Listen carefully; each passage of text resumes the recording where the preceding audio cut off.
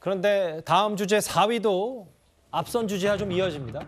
최근 전직 민주당의 대표들, 그러니까 추미애, 송영길 전 대표가 각기 다른 이유로 문재인 전 대통령에게 각을 세우고 있습니다. 특히 돈봉투의 핵심 인물 송영길 전 대표, 이재명 대표 강성 지지자들에게 꽤 응원을 많이 받고 있습니다. 문재인 대통령 때 제대로 했어야 되는데 부족함이 많죠. 윤석열 바로 해임시켰어야 돼요. 뭘 그렇게 겁을 내고 후폭풍을 두려워해서 우리 검찰총장이라고 이렇게 오냐오냐해서 여기까지 만든 게 너무나 안타깝고요. 문재인 대통령께서도 이제 더 이상 침묵해서는 안 됩니다. 지금 한가하게 무슨 책방하고 있을 때가 아니잖아요. 나는 그거 싸워야 된다고 봅니다. 우리가 해왔던 5년 세월 전체를 부정한 그것도 반국가 세력을 매도하는 이런 상황에서 저는 참고 있다는 것은 있을 수 없는 일이다 이렇게 생각합니다. 저도 그건 동의해요. 기라성 같은 친문 세력들 장관하고 누릴 거 다 누리고 이런 때 한마디씩 나서서 해야죠. 반국가주의니 이런 얘기를 하실 때는 전직 대통령으로서 말씀을 하셔야 된다.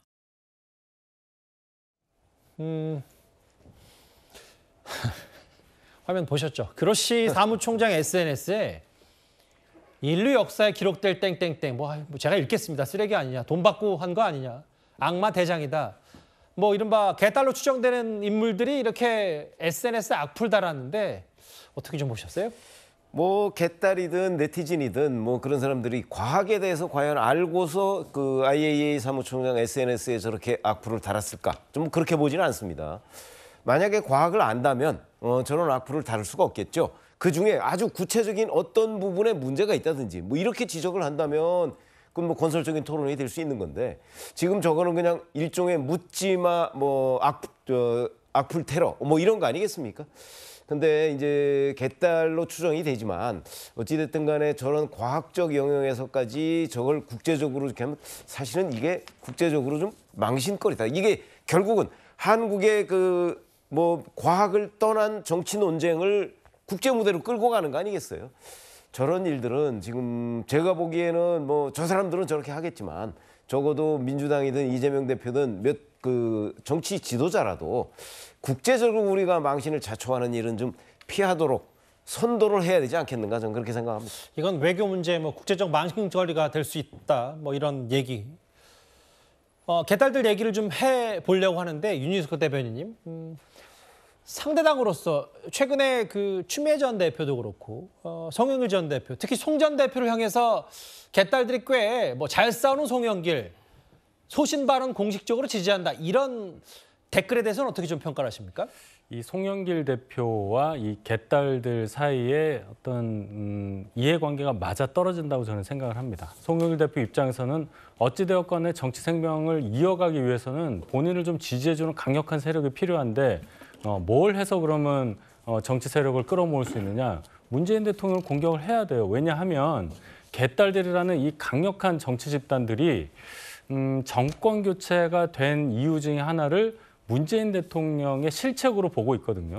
문재인 대통령이 재임 시에 예를 들어서 윤석열 대통령, 당시 검찰총장에 대해서 좀 강하게 나오거나 뭐 추미애 장관을 해임하지 않았거나 그렇게 좀 했으면 윤석열 대통령이 과연 대통령이 될 수 있었겠느냐, 정치를 할 수 있었겠느냐, 이런 이제 회고적인 생각을 한단 말이에요.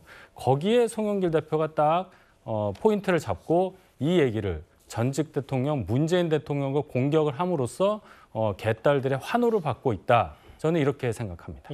그 이른바 개딸들이 송영길 전 대표만 이제 응원하는 게 아니라 또 반면 다음 화면도 바로 만나볼 텐데 곧 박주민 의원이나 고민정 의원이 평산 책방을 찾을 모양이죠. 이거에 대해서도 또 그럼 또 싸잡아서 고민정 의원, 박주민 의원을 비판하는 목소리까지 좀 있습니다. 뭐 아까 윤석 대변인께서도 좀 뭔가 강력한 민주당 내 정치 집단 아니냐 뭐 이런 얘기를 하셨는데요. 송영길 전 대표의 최측근이 이제 구속이 되면서 앞으로 이런 정치 공방을 떠나서 송 전 대표에 대한 여러 수사 관심이 쏠릴 수밖에 없습니다. 앞서 송영길 전 대표는 검찰에 2번이나 일방 출석하면서 이런 말을 했었습니다. 돈봉투 문제가 안 나오잖아요. 요거랑 다른 거다. 녹취록을 보더라도 무슨 송영길이 지시 권유했단 말이 없잖아요. 이렇게 불공정한 수사가 어디가 있습니까? 재수사하지 말라는 건 아니에요. 네. 재수사해라고요. 아하. 2번이나 검찰청 앞에 수사로 제가 찾아갔지 또 갈 않습니까? 겁니까? 또 저를 안보러 주의만 하게 되면 아예 이번엔 그냥 가는 게 아니라 예. 검찰청 앞에 텐트를 치고 아예 끝까지 한번 버텨볼 생각입니다. 검찰청 텐트 치고 버텨보겠다. 그런데요. 새롭게 알려진 녹음 파일 하나가 있습니다. 송영길 전 대표가 전당대회에 돈 봉투가 처음 뿌려질 때부터 이 구속된 박모 보좌관과 잘 협의하라 이렇게 강조한 정황 하나 있습니다.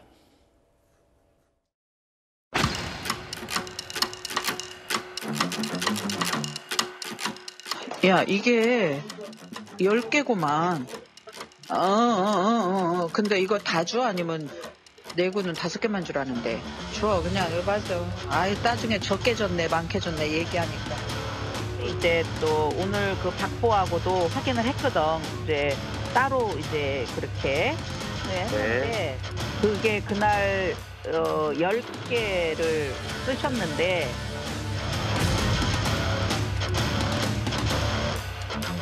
아니 걔가 나한테 와서 의논하자. 자기는 누구누구 줬다. 누님은 누구누구 줄 거예요. 지가 준 거 쭉 얘기하더라고. 뭐 지가 막 해가지고 뭐. 총은 어쨌든 몰라. 뭐 뜬금없이 나한테 저를 배제하지 말고 하고 뭐 협의해가지고 해라. 그렇게 얘기하더라고. 새롭게 공개된 녹음 파일인데 저 마지막 문장이 좀 눈에 띄네요. 그러니까 송은 어쨌든 몰라. 뜬금없이 나한테 이 박모 보좌관 배제하지 말고 협의해서 해라. 검찰 수사와 맞물리면 어떻게 좀 들으셨습니까? 아마 근데 이거 녹취 이전에도요. 송영길 대표가 이제 관여했다는 이런 데 녹취가 많이 있어요. 어떤 녹취냐면 이제 이거 이미 많이 처리했더라. 송영길 대표가 이런 데 녹취도 있고요.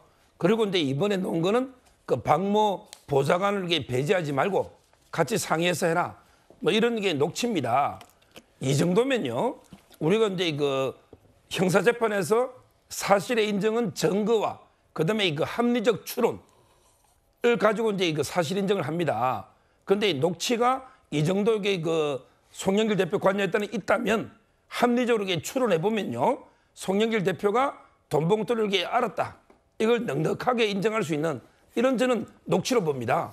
기존에 이미 여러 개 처리했다는 거, 그다음에 그 분신과 같은 보좌관을 이렇게 같이 배제하지 말고 하라는 거, 이 모든 걸 이렇게 종합해 볼 때 저는 송영길 대표가 빠져나가기 좀 어렵지 않을까 이렇게 봅니다. 예, 저 녹음 파일 새롭게 공개된 것과 그리고 최측근이 구속된 것, 이승훈 변호사님, 뭐 서정욱 변호사께서는 넉넉하게라는 표현도 쓰셨는데 이게 좀 핵심 증거가 될 거라고 보십니까?